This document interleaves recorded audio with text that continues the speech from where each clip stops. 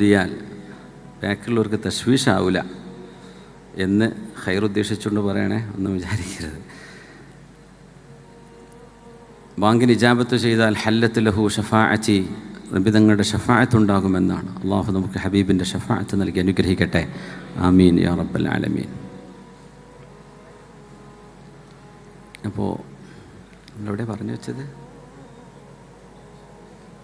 ആയിഷ ബീബി റളിയല്ലാഹു അൻഹയുടെ വിഷയത്തിൽ. അപ്പോൾ ഇങ്ങനെ ഒരു ഡിസിപ്ലിൻ നമുക്ക് വേണം എന്ന് പുണ്യനബി സല്ലല്ലാഹു അലൈഹി വസല്ലം, അത് ദീനിൻ്റെ ഒരു വലിയൊരു വിഷയമാണ്.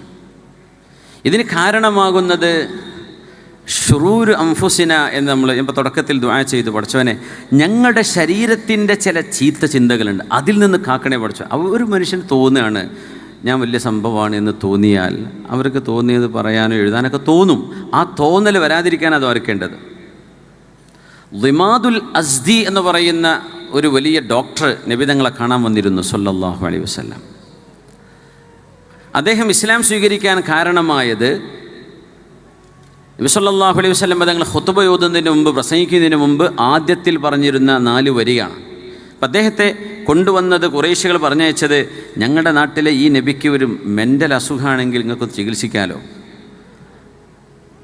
ഇനി വേറെന്തെങ്കിലും ഒറ്റമൂലി വല്ലതുണ്ടോ ഇദ്ദേഹത്തിൻ്റെ ഈ ഒരു പുതിയ പ്രവണതകൾക്ക് തടസ്സമിടാൻ, എങ്കിൽ നിങ്ങൾ എന്തെങ്കിലും ഒരു മരുന്ന് കൊടുക്കിൻ എന്ന് പറഞ്ഞ് നബി തങ്ങളുടെ മുമ്പിലേക്ക് ളിമാദുൽ അസ്ദി എന്ന് പറയുന്ന ഷാമുകാരനായ വലിയൊരു VIP ഡോക്ടറെ മദീനത്തേക്ക് കൊണ്ടുവന്നു.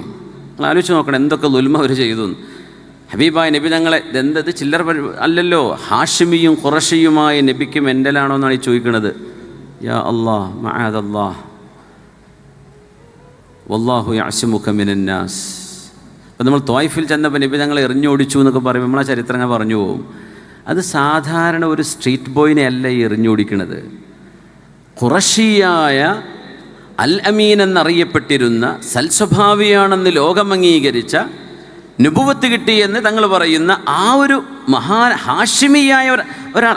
ബനു കെൽബോ ബനു തെമീമ് ഗോത്രത്തിലോ ഒന്നും ഇങ്ങനത്തെ ഒരാൾ ചെയ്ത് ഒരു പ്രശ്നം ഉണ്ടാവില്ല. കാരണം അവർക്കൊരു പക്ഷേ സോഷ്യൽ സ്റ്റാറ്റസ് ഒരു ഹാഷിമിയെ പോലെ ഉണ്ടാവില്ല. ഹാഷിമിയായ റസൂലിനോടായി ചെയ്യണത്. ഇരിക്കട്ടെ, പുണ്യ നബിയോട് ളിമാദുൽ അസ്ദി വന്നിട്ട് ചോദിച്ചു, മുഹമ്മദ് നബിയെ, ഞാൻ അറിയപ്പെട്ട തൊബീബാണ്, ചികിത്സകനാണ്, ഞാൻ അങ്ങേക്കൊരു ചികിത്സയും തരട്ടെ, നിങ്ങൾക്ക് എന്തെങ്കിലും പ്രശ്നമുണ്ടെന്ന് കേട്ടല്ലോ. തങ്ങളിങ്ങനെ കേട്ടുട്ടോ, മിണ്ടാതിരുന്നു. നിങ്ങളൊന്നും പറഞ്ഞില്ലല്ലോ എന്ന് പറഞ്ഞു. അപ്പോൾ തങ്ങൾ സംസാരിക്കാൻ പോകും. ഇവർക്ക് പറയാനുള്ളതൊക്കെ പറഞ്ഞു. തങ്ങൾ അസുഖം ഉണ്ടല്ലോ, നിങ്ങൾക്ക് മെൻ്റലാണോ എന്നൊക്കെയാണ് ഇവർ ചോദിച്ചത്.